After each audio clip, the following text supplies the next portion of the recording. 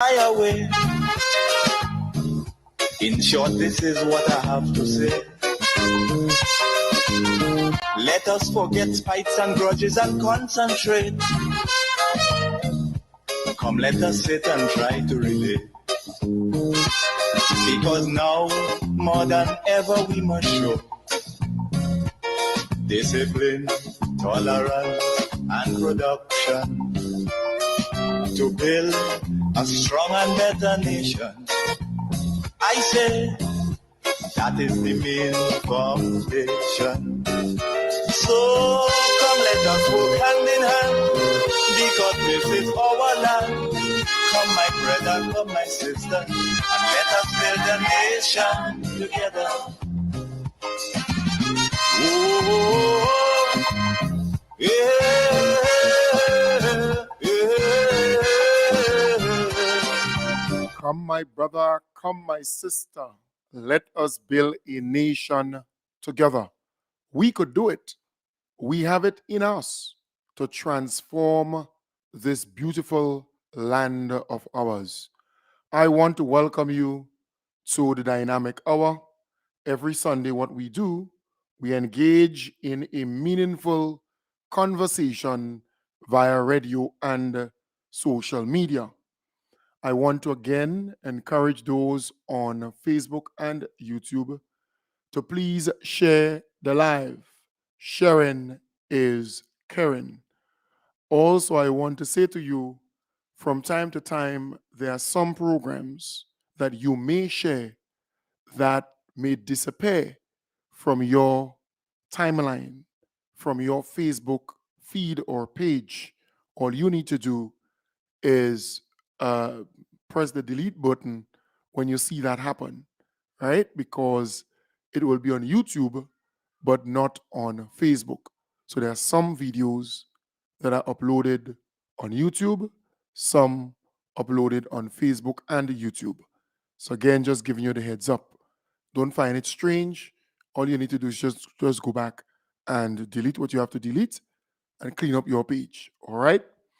I want to say to you, some people believe they can fool some Grenadians, and they are doing so openly, making certain pronouncements, saying certain things, and they tend to catch their supporters. So you had in the last couple days, Keith Mitchell at a particular meeting, and he made a certain pronouncement. All right. So Grenadians are asking, but wait, what this man is saying, is it true or is it false? But he knows what he's doing. He's fully aware that if you repeat over and over and over again the same thing, then some people will start believing it. Some people will think that it is truth or that it is fact. They would start believing that it's true. But thank God for technology, we are able to take our time and explain whether it is true or whether it is false. So you had David Cameron, who was the Prime Minister of the United Kingdom at the time. He came into Grenada in 2015 and he announced this package for the Caribbean. And he further announced what Grenada is likely to get.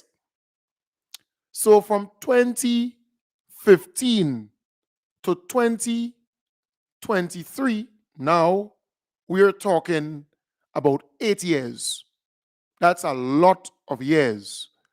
NDC only came into power in the last 10 months. We can even go as far as to say 11 months. So the NDC is new. The NNP had 7 years, almost 7 years to access that money. to do things with that money because it was announced by the NNP that they would do the Western Corridor, right? The roads, the bridges, that kind of thing. They would improve that, the Western side. But they did not do anything to access that money because the money was in the Caribbean Development Bank. So the Caribbean Development Bank was used as the place where you can access the money and go through all the procedures and everything, all that is required, because they're not going to just give Grenada that money like that. Grenada has to do certain things.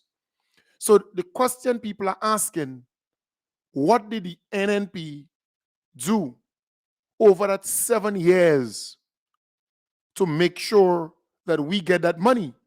Because now you have Keith Mitchell, who is out there blaming the NDC because that money is no longer available, right? So he's using words to the effect that, look, what happened with the money, what you're going to hear in a while, this particular money, this grant aid. So people with sense are now asking, but what did you do when you were in power for 7 years? What did you do? What did you accomplish with that particular grant aid? Did you access that fund? What were some of the projects that you were able to get from that fund? And the question is, but wait, you have now the audacity to blame the NDC? Why are you blaming the NDC for this particular grant aid, this money? They just come into power, right? And it's not like the NNP did anything to make sure that we get the money. And with those money, you have timelines. If you don't access it, if you don't use it, if you don't do what you're supposed to do within a particular time, then you will lose it. You will not be able to access it after a period of time. So here it is. This is David Cameron in 2015, and you can look at the date at the top. I'm here at a primary school in Grenada, having just made a visit to Jamaica. I'm here at a primary school in Grenada, having just made a visit to Jamaica. This is the first time a British Prime Minister has been to the Caribbean for many, many years, and I think it's right to make a visit like this. We have such strong relations and close relations with the Caribbean. Many people of Caribbean origin make an incredible contribution to our country, many British nationals living here in the Caribbean. I've announced on this visit a new £300 million infrastructure fund to help build the infrastructure in these countries. Bridges, roads, ports, things that will help them to grow and help them trade with us. I've just seen one of the bridges that desperately needs to be rebuilt. And I'm proud of the fact that with our aid budget and meeting our 0.7% of GDP, this is the sort of thing that Britain can do, rebuilding our relationship with this part of the world where the connections run so. Prime Minister there, David Cameron, right? Well, the former, because he is no longer the Prime Minister of the United Kingdom. All right, after Brexit, he exited. But I am simply saying this was in 2015. That's a good 8 years ago. And the question is, what did NNP do in that 7 years or so to make sure that the country benefits from this? Nothing. They did nothing. But Keith Mitchell is out there running his mouth and trying to lay blame at the NDC. Such a shameful man, in my view. How could you sit in government and you have a project that the NNP negotiated? Prime Minister James Cameron came to Grenada. He came to 2 countries in the Caribbean. You remember that?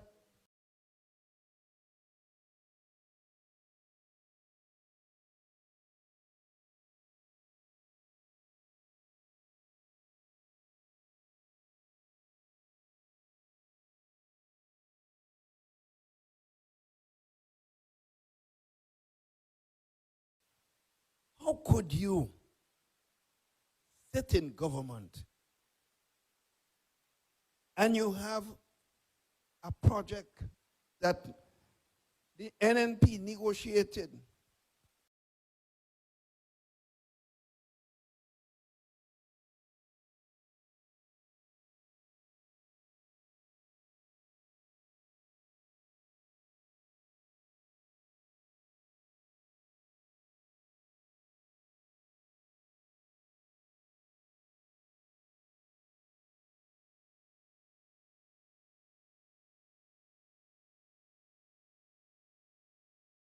Prime Minister James Cameron came to Grenada.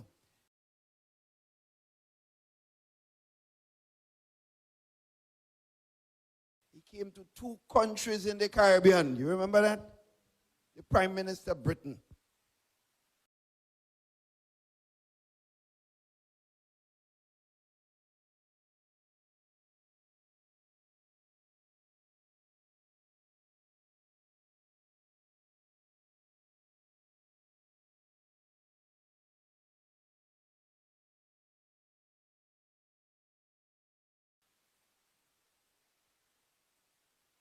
And before he left, he announced almost $80 million grant for your little country called Grenada. It was decided by the cabinet, and Brother Bowen being Minister of Finance, and of course Minister of Works, with the expertise and so on. We worked together and decided that the Western Main Road project is critical. The water situation and the solid waste situation needs to be upgraded. So we decided, grant money, this is not money you have to pay back, These are money given to you. First time in my life I hear a country get over $80 million and they throw it away. No, seriously. Most countries, they'll be called upon to resign,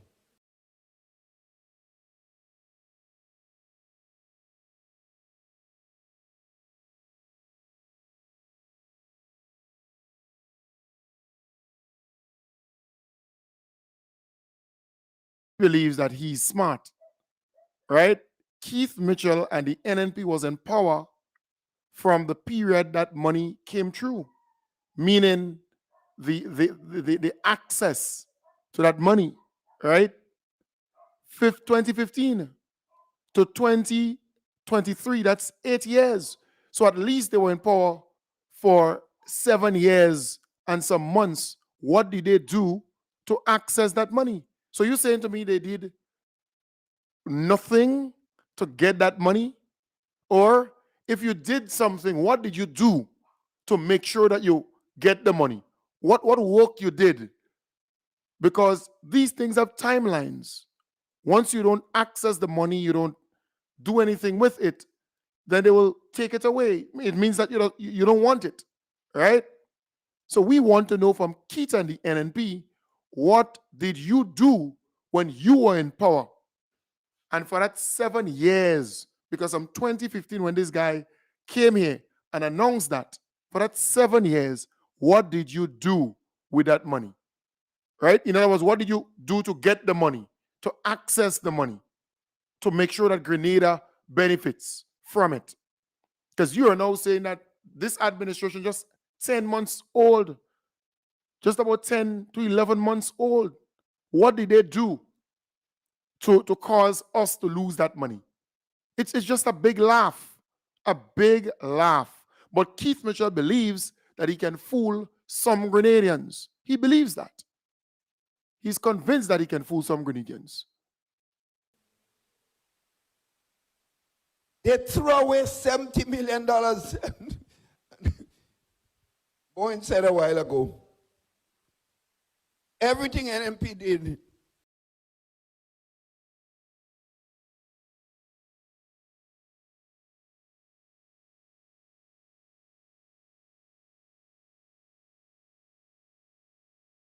situation and the solid waste situation needs to be upgraded. So we decided, grant money, this is not money you have to pay back, These are money given to you. First time in my life I hear a country get over $80 million and they throw it away. No, seriously, most countries, they'll be called upon to resign, you know. They throw away $70 million. Bowen said a while ago, everything NMP did, project, they open it now, and they Right. So I don't know if you noticed or if you heard. So he mentioned over 80 million. Let's take that again because you see, Keith Mitchell is an old man, and we have seen that from him over and over again. I don't know if he has a mental problem. I don't know. I'm not in a position to tell you whether he has or doesn't. I am not a medical doctor. But in that simple sentence there, you realize that he mentioned two figures. So it's very confusing. Let me play it again so you can hear. upgraded. So we decided, grant money, you know, this is not money you have to pay back, you know. These are money given to you. First time in my life I hear a country get over $80 million and they throw it away. Right. So he mentioned there, first time in his life he ever hear a country gets over $80 million and they threw it away. So that's the same. We continue, eh? All right. So you heard that over 80 million. No, seriously, most countries, they'll be called upon to resign, you know. They throw away $70 million. Right. So within that short sentence, that short statement there, he then comes back and say they threw away about $70 million. I mean, it baffles me. And that is why I always question his mental capacity. Just that short little statement there, two figures, people. And I'm going to play it again because it's important. The solid waste situation needs to be upgraded. So we decided, grant money, you know, this is not money you have to pay back, you know. These are money given to you. First time in my life I hear a country get over $80 million. Right, so over $80 million as the first statement he made there, continuing. And they throw it away. No, seriously, most countries, they'll be called upon to resign, you know. They throw away $70 million. And then he comes back and said they threw away $70 million, about $70 million. Bowen said a while ago, You know, folks, we have to be very concerned with this man's mental capacity, because something not right within such a short sentence, a short statement. You hear two figures, but you see, liars have no memory.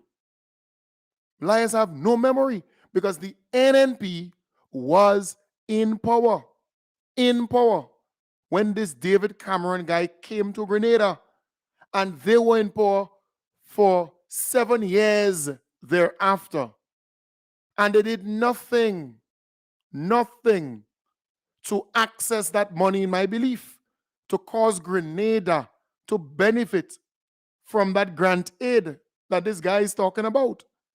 But he is now blaming the NDC administration because he believes that he's clever. He believes that he's smart. But he's foolish because the technology exists. We know that the NDC cannot, within a 10-month span, lose that kind of money. We know that.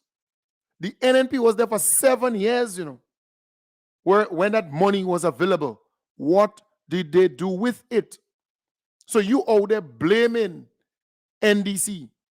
And look, you would hear another figure from Keith Mitchell when he goes to another meeting, you know, a different figure. And if I go back, if my mind serves me right, if I go back to one of his meetings, I think it was in St. Andrew, where a different figure was mentioned with this same thing. Because every meeting he goes to, he talks about Andy Williams and his loan. He talks about this David Cameron announcement of the grant aid for the Caribbean and making mention of this money that we lost. And he would talk about the poor relief, $150, and maybe something else. But generally speaking, it's about 4 or 5 or 6 things that he will speak about everywhere he goes, because it's a strategy. He believes if he speaks about this thing over and over and over again, it will stick. People will start believing it. But it's a shame, because we have to now ask Keith Mitchell and the NNP, tell us what your government did when this grant aid was available for that 7 years. Because it was not recently. It was not, in 2019 or 2018. No, it was in 2015. So from 2015 to this point, that's about 8 years. And the reasonable thinking Grenadians must analyze this and ask the question, but what did the NNP do to make sure that we didn't lose that grant money? What did they do? For 7 years, you sat on your laurels and did nothing significant to get these projects going and to have this money utilized. Come on. But you're quick to blame NDC. You believe that Grenadians are dumb. You believe that Grenadians are stupid. That is what Keith Mitchell believes. Because anyone with a lick of sense would conclude as I just did. It's amazing. It's amazing. But folks, I thought I should play that for you, David Cameron piece, and show you the date when he spoke. In fact, it was just about October of 2015. He was in Grenada. All right?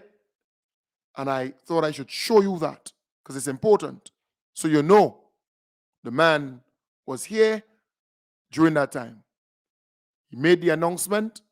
The Caribbean Development Bank was that agency responsible for the money, and all the projects had to go through them because they have the experience in that. The question is, what did the NNP do when they were in power? Folks, let's move on. I want to at this point say to you that another union has signed up or agreed with government to have them receive 4% for 2024 and 5% for 2025.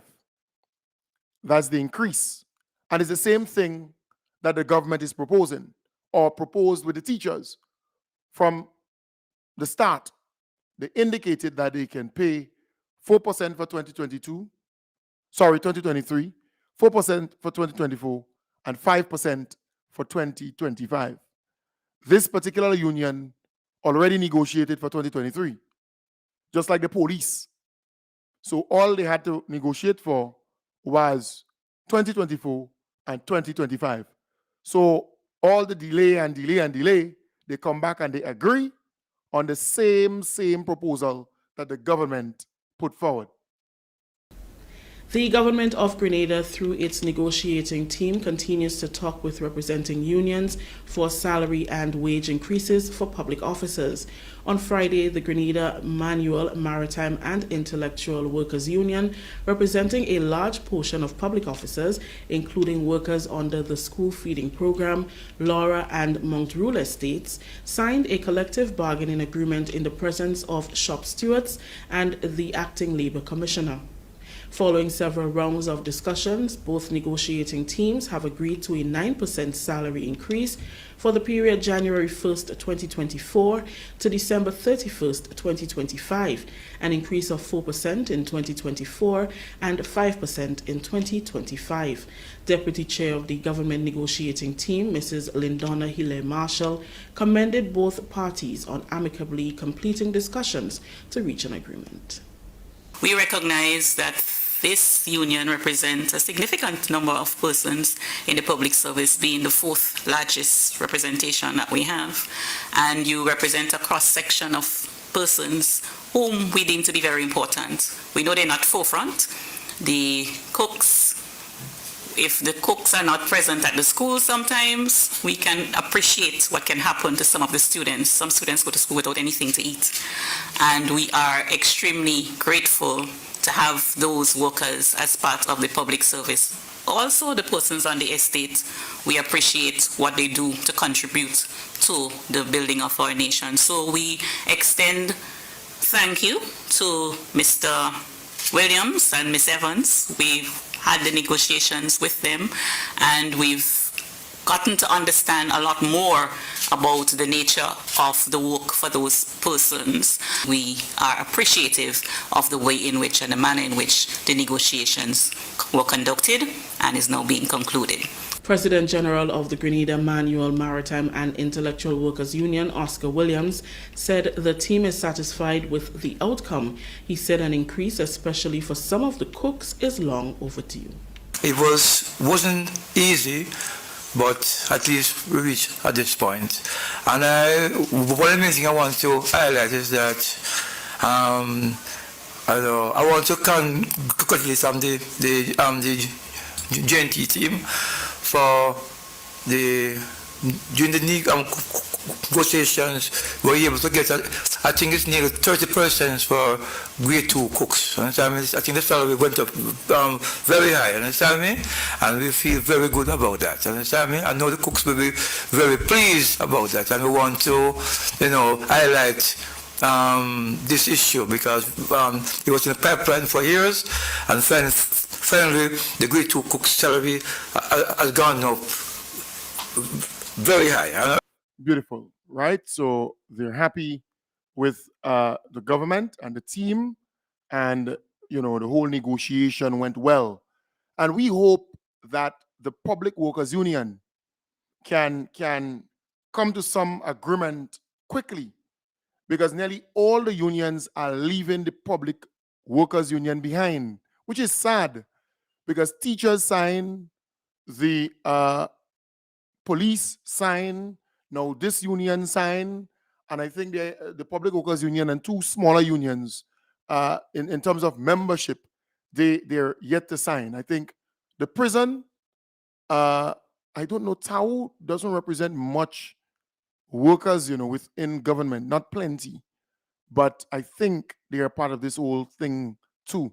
But the Public Workers Union, they represent the larger grouping, but they have yet to sign. They're yet to sign, and I understand there is a petition circulating within the different ministries asking people to sign, saying to the Public Workers Union, we want you to sign on our behalf so we can get the 13% increase on our salaries, right? So I understand that something like that is going around. So we just hope that they too will sign on to that agreement, because the workers are getting frustrated, right? Longer they wait, the workers are getting frustrated with that whole process, which is really, really sad. That, petty politics, in my view, that is what is being played. But I'm happy to see that the unions, they're signing up, they're agreeing to that. Public workers would have to sign up to it anyways, right? Just a matter of time. They're just going around and around and around, but it's just a matter of time. Normally, once you sign on with one union for a particular, different year, right? The different years, 4%, 5%, whatever the amount, all the unions tend to go with that pattern after that. you tend not to get more. You could negotiate for fringe benefits, other benefits, and so on. Nothing is wrong with that. But in terms of the actual percentage, it tends to be the same thing across the board. All right, good. Let's talk about another good news for the barbers, the hairdressers, the nail techs, and so on. The National Allied Health Professional Council is extending the deadline for beauty and wellness practitioners to become certified to meet licensing requirements of the Allied Health Practitioners Act. Chair of the Council, Dr. Nicole Fort, announced an extension of the deadline as well as a license and registration amnesty during a press conference on Friday. I am now happy to report that the Council has so far addressed the time frame with the facilitation of an extension, hence moving from a June 30th, 2023 deadline to a November 30th, 2023 deadline. Also, the Council, in its consideration and after much deliberation around the legal framework and the stipulated fees, the Council is going to extend an olive branch. This olive branch comes in the form of a registration and license amnesty. This amnesty will extend or will take effect from June 1st, 2023 and extend to November 30th, 2023. Persons will be asked to pay a one-off $400 to be registered and licensed. So let me repeat. The Council is extending an amnesty period June 1st, 2023 to November 30th, 2023 on a one-off payment of $400 to become registered and licensed. We must remind you that registration is once, and persons will become eligible for renewal of license every 3 years thereafter. Please note that after this amnesty period has elapsed, all new applicants will require to pay a full charge as stipulated in the regulations going forward. After the amnesty period, new registrants, both Grenadians and CARICOM nationals, will be required to pay $605, while non-nationals will have to pay $705. So again, I want to thank the Honorable Jonathan Lacrette, because from my knowledge, he had, there was some intervention from the government standpoint. There was some intervention there because this whole thing was not handled properly in the first instance. You see, there was a need for engagement, and that was not done the way it's supposed to. But now they're getting it right. This particular set of people who are part of this board or committee or grouping, by law, they are responsible for that. So they did not go about it the right way, in my belief. And there was an intervention by the government to make sure that the barbers, the nail techs, and all these people, the hairdressers, the people doing the waxing and so on, excuse me, that they get the information surrounding this thing properly, all that they need to know, so that they can act the way they're supposed to. Because initially, it was like a quarrel. When they invited all these people to a meeting, it was like a quarrel, if you ask me. Wow. So right now, they're giving them an amnesty for $400. So instead of them paying the $605, they will pay $400 to get registered and to get licensed. Excuse me, wow. License and register, $400. And after that amnesty period, they will be required to pay $605. So I would encourage them to take full advantage of it, and they would be required every 3 years to pay $300. So every 3 years they have to renew the license. That's not bad. That's not bad if you ask me, because the law says something different. So what the government did is to give them more time. Remember, the barbers, the nail techs, the first thing they did is to give them more time. And that took them from instead of June or July to somewhere in November, right? November the 30th. So they give them a full 6 months or so.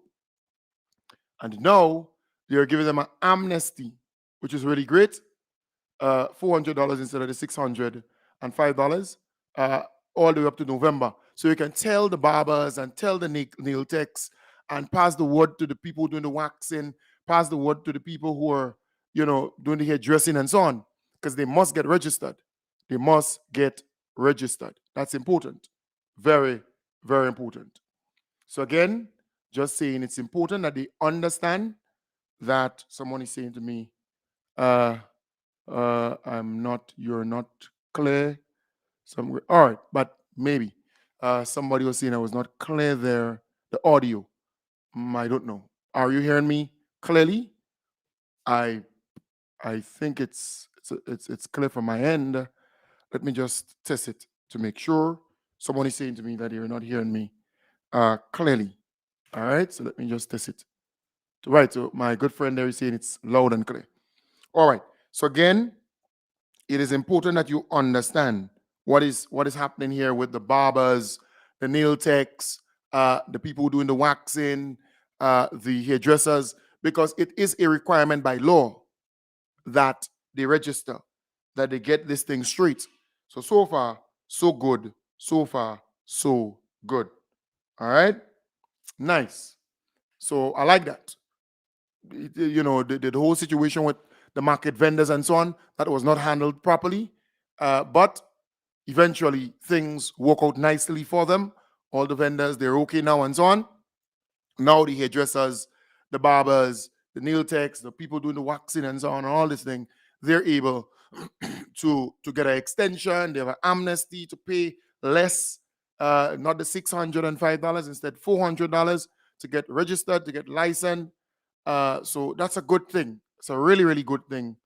Let us wish them all the best. All the best. All right? Nice. Let's move to something positive again. Let us move to something positive. Because a lot of good things are happening. A lot of good things are happening. Cricket is back in the primary schools. And that's a good thing. Students of primary schools in St. David will converge at the Lassages playing field from Monday to participate in the revitalized primary school cricket. Details from Karen Maureen. Cricket has been reintroduced at the primary school level by the Department of Sports in the Ministry of Education, Youth, Sports and Culture. From Monday, May 22nd, playoffs will be held in each parish, starting at the Lassages playing field. For schools in St. David, young cricketers from 33 primary schools will be participating in the program. All matches start at 9 a.m. Cricket coach Steve Mahon. Come Monday the 22nd, we are at St. David's, Lassages, for the first playoff. Tuesday, we are at Tantin, St. George's, for the St. George's playoff. Wednesday, we're in St. Cuthbert Peters Park for the St. John St. Mark's playoff. Thursday, we're in Progress Park for the St. Andrews playoff. And Friday, we're at Plains for the St. Patrick's playoff. And the following Tuesday, the 30th, we're bringing all the winners of the parishes together in Lassages to have a national playoff. The winner of each parish will have a playoff to become champion primary school in Grenada, Carriacou, and Petite Martinique. The program was placed on hold for 3 years, mainly because of COVID-19 and also as a result of other issues which affected sporting activities in the schools. But the Deacon Mitchell-led administration is eager to get sports back in the nation's schools to spark the interest of the young and upcoming sportsmen and women. The kids are very excited. We've been to a number of schools. In fact, we have a confirmed 33 schools participating throughout Grenada, Carriacou, and Petite Martinique. And they're all excited, they're ready and they're willing to go. And as I said, they'll give it 100% and we will give as much support as we can. On Wednesday, coaches Steve Mahon, along with his colleague John Mitchell, visited the St. Peter's Catholic and Florida government schools in St. John. Mr. Mitchell explains what their visit was about. There's a one-day tournament, so we're trying to get them prepared for that tournament. So we'll be dealing with batting, bowling, fielding, these aspects of the game. The kids are indeed excited to put their cricket skills on display and represent their schools. Yes, I'm excited about my upcoming tournaments against the other schools. I'm hoping that we come home with joy, knowing that we won and bringing the trophy home to the school, yet another winning competition again. What do you love most about cricket? The bowling part is kind of tricky. It's kind of tricky, but you have to keep your eyes on the ball. Bring home the trophy for my team. I wanted to go and do it best. I feel that my team will have the courage and the bravery to go through this cricket tournament, and we will win no matter what. Win or lose, we will still be proud of ourselves. I am Karen Marine Alexander reporting. Right. So again, that's a good thing, And I always say to people, Keith Mitchell always used to talk about cricket and cricket and cricket. That is where he had to put his focus, right? Getting cricket in the primary schools and also in the secondary schools. Pre-primary, primary, and secondary. I am saying to us, give this government some time and you will see the kind of transformation we will have in this country. A holistic transformation in all the different areas, and we see it happening. I'm really, really, really proud of this team of men and women. Earlier today, I don't know if the guys are still outside there, but the Mardi Gras Road, as a case in point, typical example, the Mardi Gras Road was always in a bad condition. The whole Mardi Gras Road was always in a bad condition for years and years and years. And the guys, right, let me just take that call. All right, good, no problem. A good partner who give me a little buzz.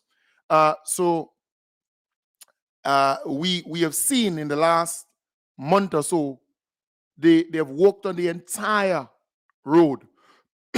In fact, they were just outside by me here doing some work, right? And I, brought them a bottle of wine there and was just commending them and applauding them. Lord and his team, they're doing an excellent, excellent job on the road. I mean, NDC will not be able to fix every road in Grenada one time, but boy, in the last 9-10 months, we have seen some major improvements in our roads, and the way they go about fixing it is just totally different. And we must commend them, because when it's bad, we complain. Right? For the last how many months, we have not heard people calling and complain about the roads. Before, under the NNP, boy, it used to be really, really bad because the NNP style of fixing the roads were not smart. They were just patching. But now, under the NDC, they're doing a long stretch of asphalt, which is really, really good. And I want to applaud them. I want to commend them for that. All right? Very, very good.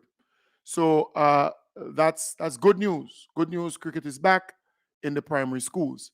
Folks, while NDC is stable, while NDC is focused, while NDC is operating with a plan and have a set roadmap to get stuff done, to achieve certain things, the NNP is in chaos. And the running man continues to go all about the place, having meetings and so on. But I tell you this, people are asking questions, reporters and so on, and the man can't answer, No, when is the convention of the NNP? No comment. What going on with you and the Honorable Delma Thomas and the others? What could have caused that whole thing? They can't answer because, they hate what they like. They hate what they like. Remember, NDC was in power. And we saw Peter David and a couple of them leaving and they join who? The NNP. They team up with the NNP, and Keith and all of them, they were very happy. But now, the Honorable Delma Thomas has resigned from the NNP, moved out of the NNP, and she will find her rightful home with the NDC and the team, right? And you know they vex. They vex, they angry, they blue. The NNP vex. If it was them, then it's all okay. But because the NDC is now able to attract this goodly lady who means well for Grenada, they angry. Well, today, I will be in Maribor. In fact, my good friend called me already. After the program, I'm heading up there because I want to be there at 3 o'clock. It starts at 3 o'clock at Papa D's. I said, Maribor, I will be there. I know the Prime Minister will be there and others will be there. So I want to encourage you, if you have time, go and be a part of that. All right? History in the making. On Thursday night in the rural village of Vendam, following a community center meeting of his party, he again dodged attempts by our Callistra Farrier to get answers about the state of his party. I found you. I wanted to ask you, are you any closer to deciding on a convention date for the party? No comment, my dear. No comment. Why do you refuse to give me interviews, Dr. Mitchell? No reason. I told you I love you already. I tell you. So I don't need love, I need interviews. No. Well, I love you. That's why I wouldn't do the interview. Taking an interview tonight.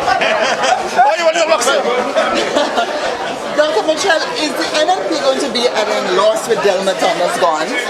She was very close to you, sir. Dr. Mitchell is also resisting calling a convention of his party, apparently worried that he may have to withstand a challenge to his leadership. On Thursday night, our reporters asked NNP General Secretary Roland Bowler about the issue of the convention and other contentious issues swirling around the NNP. Is the party any closer to deciding on a convention date? The party always knows when it would have convention. When will it be? The issue of convention is about first having your structures in place and making sure that your systems are organized so you can choose your delegates. And that is in the process of happening. So as soon as that is complete, the executive will decide the date for convention. Public opinion polls have shown that NNP supporters for David, a former foreign affairs minister, to take over should Dr. Mitchell retire. But party officials have said that the former Grenadian leader is actively seeking to block the possibility of his ascendancy. The Peter David issue within the party. Delma Thomas made some claims at a meeting in her constituency several weeks ago. She said the reason why she had been ostracized from the party was because she told Dr. Mitchell he was responsible for the defeat, and she suggested that Peter David would be a good replacement. Do you think Peter David would be a good replacement? I think anyone who has the skills, anyone who is prepared to do what is necessary for the people of Grenada, anyone who is... What about Peter David? Anyone who is prepared to accept the norms and the customs of the new National Party could be a person with the potential for leadership. Be it Peter David or any other person. But they first have to prove and show that they're willing and they're ready to work. On Thursday night, Bowler sought to avoid the debate about the possibility of a David ascendancy in a convention that is not managed. I am not asking you to determine, I'm asking for your opinion. Feeling and opinion about Peter David is one that... Right, so yeah, we have had enough there of Bowler. Yeah, the NNP is in chaos. The NNP's real problems right now. It's a wreck. It's a mess, and it's playing out in the public. It's playing out in the public, and I am happy that people are now able to see what they have been hiding for a long time. I have been telling people the NNP is not that strong. The NNP is not united. The NNP is a party with conflict and bacchanal and melee. But you have not seen anything yet, because there are more people within NNP to leave. They don't want to be associated with this now. They're now seeing the true colors of Keith Mitchell and those within there. It's an old party. NNP is an aged party. You see the people who are fronting, the people who are fighting in there. They're a bunch of old men fighting for power. They just can't give up. They have so much money and so on, but they're not satisfied. You know, I learned only recently that Keith Mitchell's pension is so huge that he doesn't have to fight for anything. He has a lot of millions already. And because he has been in power as prime minister for so long, because remember, you qualify for a pension as a politician after 2 terms. After 2 terms, meaning 8 years. So 4 years and 4 years. That's 8 years. He will qualify for a hefty pension. But he was there for almost 40 years. 20-something years as prime minister and almost 40 years as a member of parliament, right? Yeah, one sec, folks. Let me just, hey, McPhil. Hey, yeah, man. We were 2:15. All right, great. Yeah. Yes. So thank you, folks, for tolerating that day. Yeah, that's my right to the countryside, you know? All right, so just saying, the guy has been there so long that his pension is extremely, extremely huge. So he has nothing to worry about, but he wants power. He wants the 20 security guards or police with him all the way he goes. He wants to ride in the 2 big vehicles, and he wants to, you know, have that kind of power. He doesn't have it now, but he wants that. Look at him. Look at this lonely old man in that meeting. He's lonely. All right? Extremely lonely. Look at him there. It's sad, though, because he's still fighting for power. He wants power, and he will do anything for it. So, folks, I am saying to all of us, we have to be very careful with people like that, because he was never able to groom anybody to take over the reins of leadership within that party. He's still not going anywhere. He's still fighting, thinking that he go bounce back. And the party itself is in chaos and confusion and melee and bacchanal. The thing is a wreck. It's a mess. It's a mess. But boy, I tell you, it's amazing. It's amazing. I think that ceremony will be carried live by GIS. I think it will be carried live by GIS.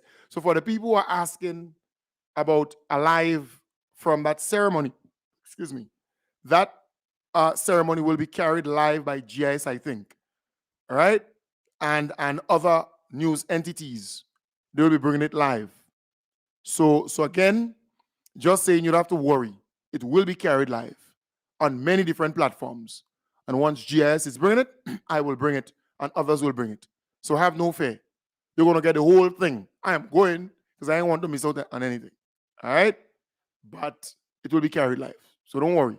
Folks in the diaspora, the folks here in Grenada who can't make it, don't worry. You go see the thing. All right? You go hear the thing.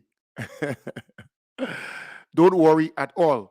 But I am saying, folks, it is important that you understand the level of desperation on the part of Keith Mitchell and the NNP. That is why I continue to say the NNP, they're operating like political drakes. That is how they're operating, like political drakes. They're thirsty. What they miss, I don't know. But the level of thirstiness, the drakish behavior is showing up on them. You lose, you've been there for 20-something years in government. Come on. Step aside now and allow this young team to govern and to do what they set themselves out to do. That is to transform Grenada, to bring prosperity and opportunities to our people. We are seeing it, we are feeling it, we are experiencing it. Grenadians are extremely, extremely happy. Someone is asking, what time is the meeting? 3 o'clock. So in the next 1 hour and a couple of minutes, that is when that ceremony will start. All right? And you know, I told you before, Sister Delma Thomas, we love you, we appreciate you, and we welcome you. And there will be others who I know are making moves to leave too, because the NNP's chaos, the NNP's confusion, the NNP's bacchanal, the NNP will not taste power in this country for a very, very long time again, because Grenadians are now understanding that the NNP is no good. Remember, I did an entire piece on breaking the NNP curse. You remember I did a whole program referring to the NNP as a curse on this nation. They are not good for Grenada, and we are now seeing it. We are now seeing it.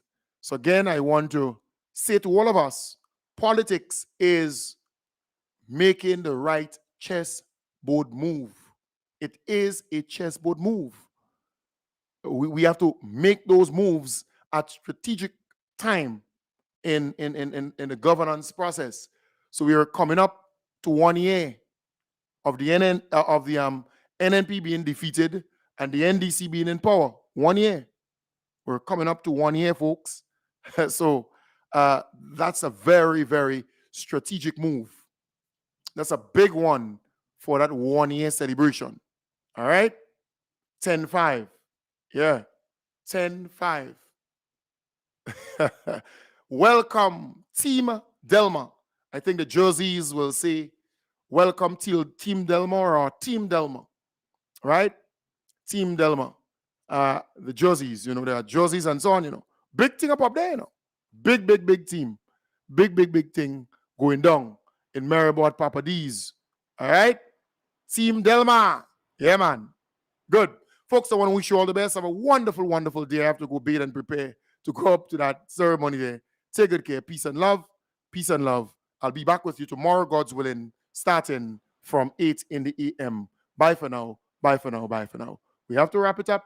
Take good care. Take good care. Let me just please this year to wrap it all up. The proceeding was a paid program. The views expressed on this